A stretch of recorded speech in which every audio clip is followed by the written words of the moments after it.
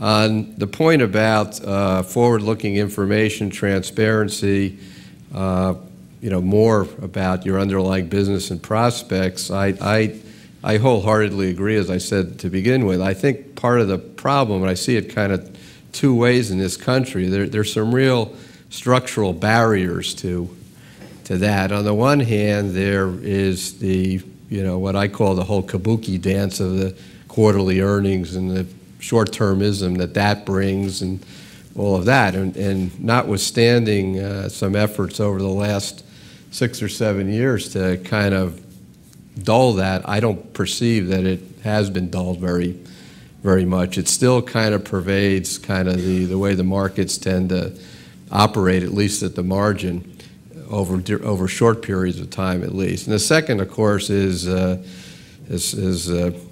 some people would say, our good friend, old man liability. And it's interesting to note that, if you look at some other disclosures in other countries, you will find that they are more informative and more broad-ranging than some of the ones in ours in this regard. If you look at, for example, some Northern European countries, there's much more disclosure of KPI. There's an interesting article in this month's CPA journal, which I know all of you read, but it compares the English OFR, the Operating and Financial Report, which is kind of equivalent to our MD&A, and it concludes that although the requirements are fairly similar, the actual content, through looking through a sample of each of them, seems to be a lot more richer and informative in the UK. And you got to ask, well, why is that?